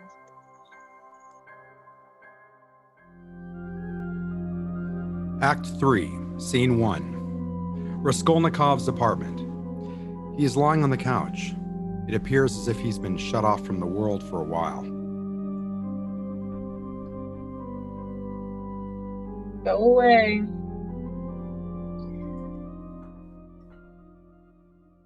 I said go away. Especially you. Rodion. You make me laugh, treating such a good friend so rudely. We're pretty damned far from being friends. We aren't. Then what would you call someone who helps you cover up a murder? What? Move over. I'd like to sit down. Did you know that I have been staying in the same apartment building as your beloved Sophia Marmeladov? While staying in town, I've been using the love nest of an old acquaintance of mine, a wonderful chap. He's actually a politician of some note. Could you get to some sort of point anytime soon? Yes. Well, there are thin walls. I can hear everything that goes on in her room. Everything. Oh. Yes. By the way, breathe a bit more while you're shagging. It increases your stamina. What are you going to do with me? Nothing. If you're implying that you think I'm some kind of murderer, you're a murderer. No, I am not. I murdered someone. That does not make me a murderer. By definition, it does, though. Aren't you going to turn me in? Oh, that doesn't sound like very much fun. Fun? Yes, this can all be quite fun if we play it the right way. We'll both get what we want. What do you mean? God, you're a slow one. I won't turn you in, and in exchange, you'll do me a favor. What type of favor? The type where you shut the fuck up and let me talk. I want your sister. I know that I said that I didn't, but I do. She should be mine. If you make that happen, not only will I not tell anyone what you've done, I'll use my significant fortune to cover it up. Police need a new station before they need a closed case. I need you to act fast, though. I intend to go to America soon. You think that I'll sell out my sister? No, I know you will. You don't end up in Siberia if you do. It's rather cold from what I hear. And what makes you think that I won't just kill you? Rodion, you're very bad at murder. You feel such remorse. Kill two people and all you can do is whine about it. Ugh. Someone like you can't go on killing. You'll either turn yourself in or commit suicide, whichever's more convenient. If those are my two options, why would I help you? Because you can't accept that outcome. Svidrigailov exits. Raskolnikov watches him go and then starts freaking out. He jumps and thrashes. He kicks the couch. He goes over to the back wall and knocks over the shelves and the shelves of pots and pans. Eventually, he stops. Back at the audience, he looks out the window. He is breathing heavily. Razumian enters, looking around in surprise. I see that you're as sane as ever. Look, I was sorry to hear the news about your friend's wife. She was a good woman. I made it clear that I didn't want to see you again. Why? Because you know what I am. Look, all I know is that you're in possession of a locket. Come now. You were always the smart one. Oh, I don't think that's entirely true. I'm just good at regurgitating the ideas of others. But you, Rodion, you create your own ideas. And through everything, I have always respected that. I'm proud to call you my best friend. Please go.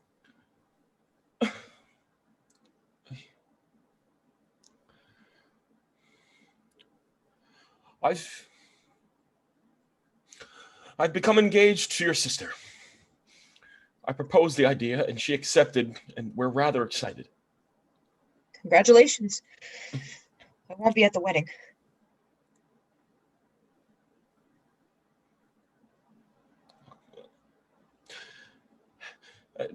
At least visit your mother sometime? She misses you. We all do.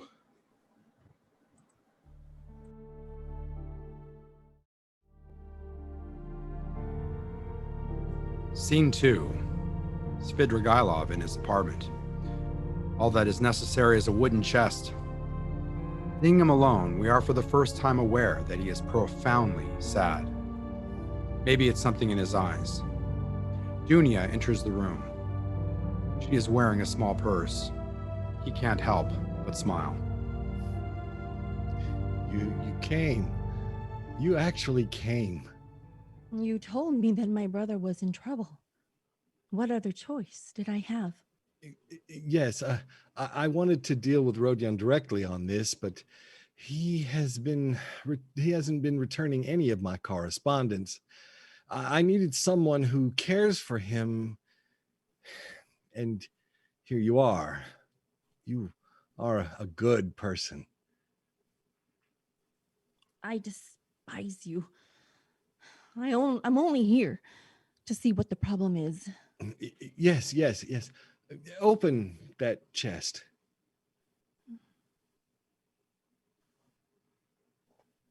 What's in the chest? A letter. Read it. Dunya opens up the chest and takes a letter out. She opens it and reads it.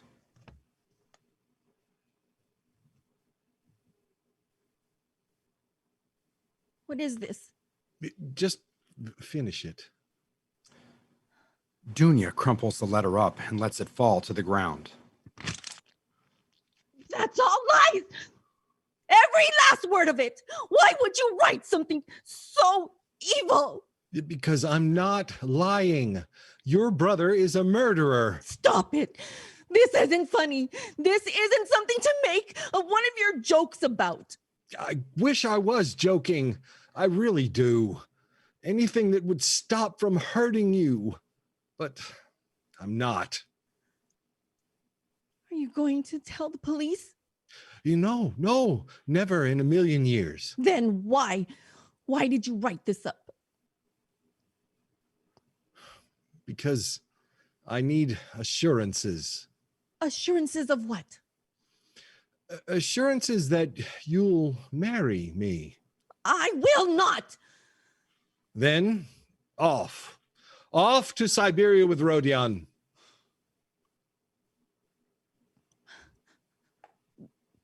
I am to be married. Then break off the engagement.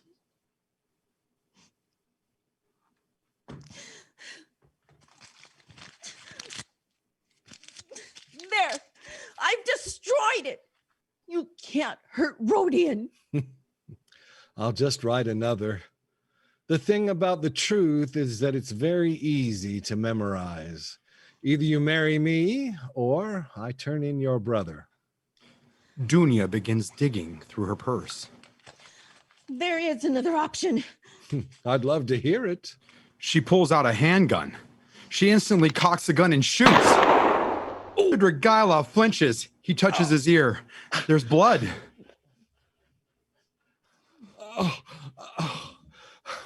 You bitch! You shot me in the fucking ear! Dunya recocks the gun, keeping it pointed at Svidrigailov.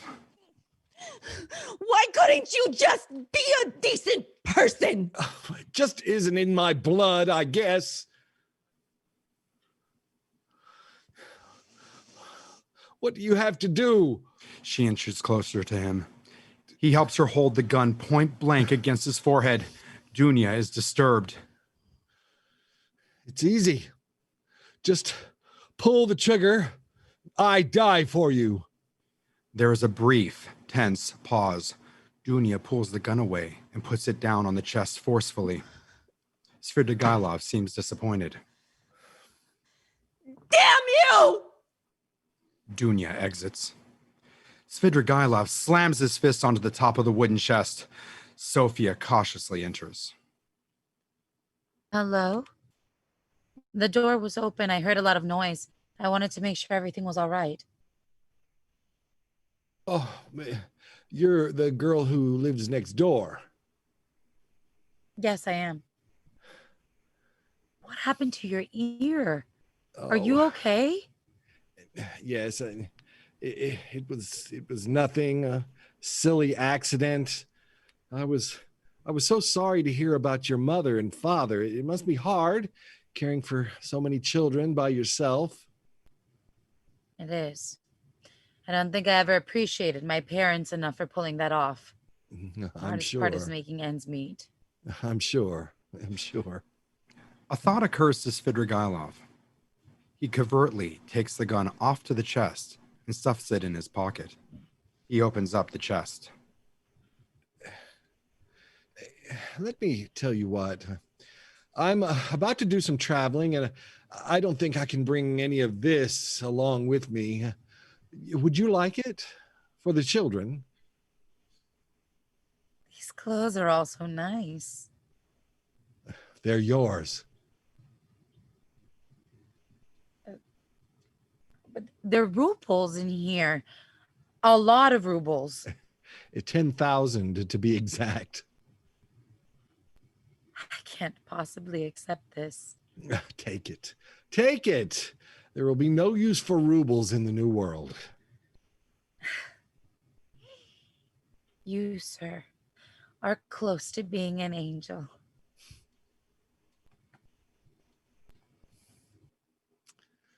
I leave my apartment and wander around for a while. I don't think I ever truly gave Petersburg credit it deserves. It's a beautiful city. I go down to the docks and watch the ships go in and out for an hour or two. I only snap out of my trance when a little dock worker begins tugging at my sleeve. I turn to face him, and he asks me, "What are you doing?" Svidrigailov pulls out the gun and puts it to his head. So I tell him, "I'm going to America."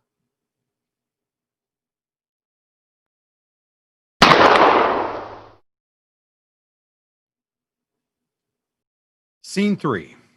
Raskolnikov's apartment. Porfiry is there, cleaning up the pots and pans. He holds one up toward the sky and inspects it. It is at this moment that Raskolnikov enters. Oh, Mr. Raskolnikov, quite the mess you have here. Lieutenant Petrovich, what are you doing here? Haven't you tortured me enough? How many times must I tell you? Call me Porfiry. I can't imagine it's legal for you to just come into my house like this. Well, there are a great many things that man is capable of.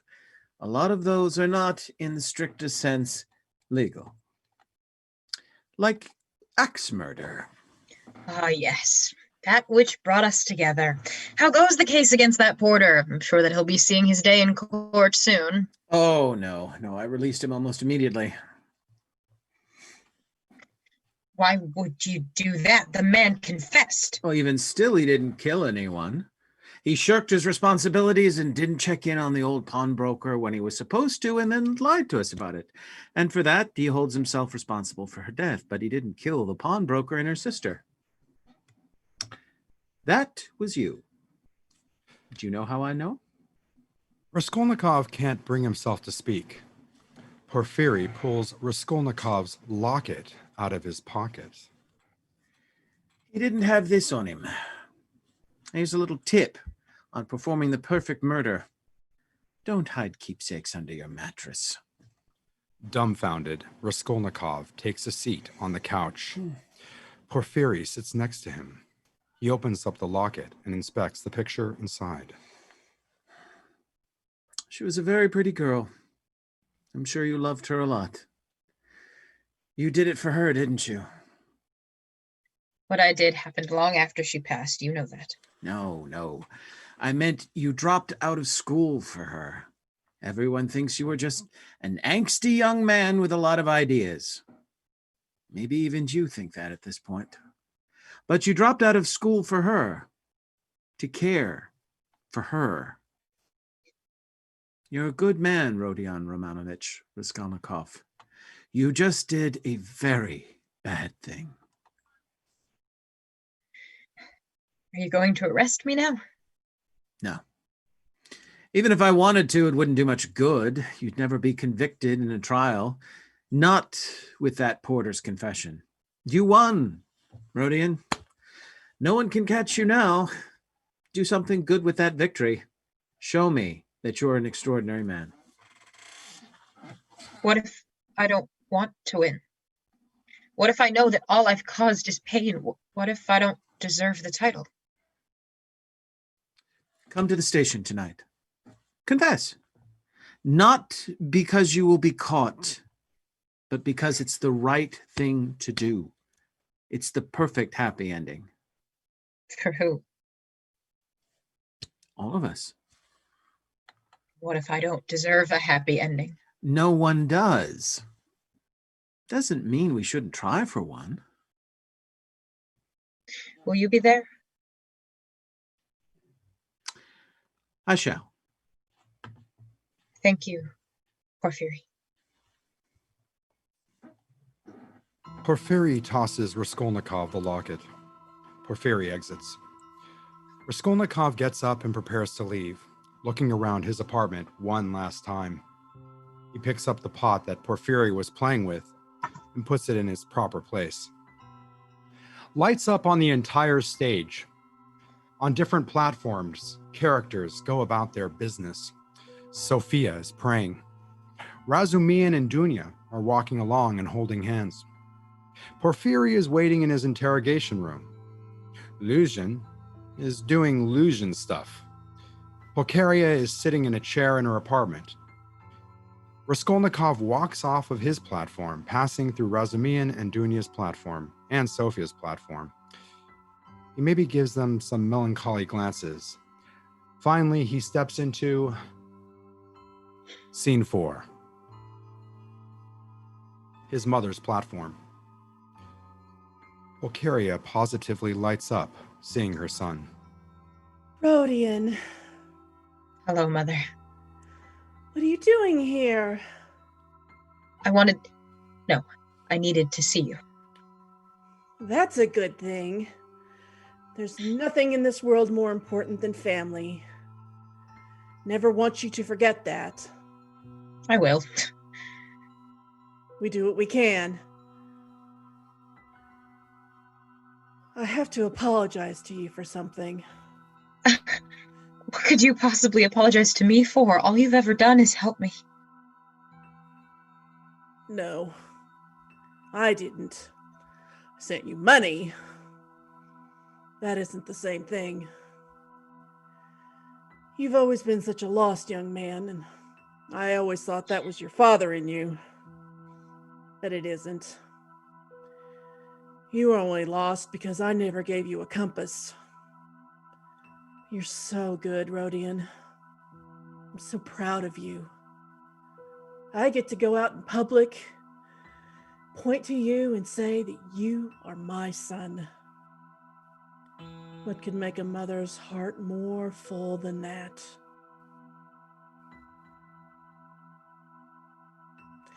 Mr. Razumihin, nice man, I must say. Brought me your article the other day, and I read it. You're so brilliant. I don't deserve such niceness. I don't deserve to have this love. Everybody deserves to have love. I love you too, Mom. I need to go. Please don't read the papers. Don't ask me why, but do me that kindness. Will you be back tomorrow? Oh, I don't think I... Yes. I will be back tomorrow. That's nice. I'll like that. Goodbye, Mother. From there, I leave my mother for the last time. 2 years from now, she will pass. Razumihin and Dunya will be at her side. They will shield her from most of the news about my trial, or at least my mother will never let on that she knows what I have done. Her last word will be, Rodion. I am walking along the streets of Petersburg, taking them in for the last time as a free man. I love this city. I pass by P Street, the place I met Sophia. and my heart aches just a little. She will set her siblings up in the best of schools using most of Svidrigailev's money. The rest she will use to follow me to Siberia. I arrive in front of the police station and spend a good long while staring at it. Porfiry Petrovich will keep his earlier promise, and I will only be sentenced to 7 years in Siberia. He will send me letters every now and then. How goes imprisonment, old fellow? Getting along? There's a great lack of interest in crime without you here. I will start to suspect that he thinks of us as friends. I will start to suspect that I think of us as friends. I cannot bring myself to go into the police station. I know that I must do it, but it will be the end of my old life. The second I walk into that station, I will go from being Raskolnikov, the ordinary man, to Raskolnikov, the murderer. Then I remember that I'm already Raskolnikov, the murderer. Whether it's public knowledge or not doesn't change that. I will spend the first 5 years of my time in Siberia avoiding talking to Sophia. I'm too ashamed of myself to do it. She will come to my fellow prisoners and I doing hard labor and offer us snacks or refreshments, and I will ignore her. This will not dissuade her. I will grow to love her even more for that. Then one day, while I rest on a log, she will sit next to me in silence at first, before saying, I couldn't get you to shut up back in Petersburg. I will laugh at that and take her hand. Maybe I will marry her. Maybe I will learn to love myself again, if I ever did to begin with. Maybe I will become good again. That isn't what this story is about, though. That is a story for another day. I am still in front of the police station. I take a deep breath and walk inside. I go up to the officer working the front desk, and he asks me if I have any business here. I tell him yes and say, I am the one who killed the old pawnbroker and her sister. My name is Rodion Romanovich Raskolnikov, and I am a murderer.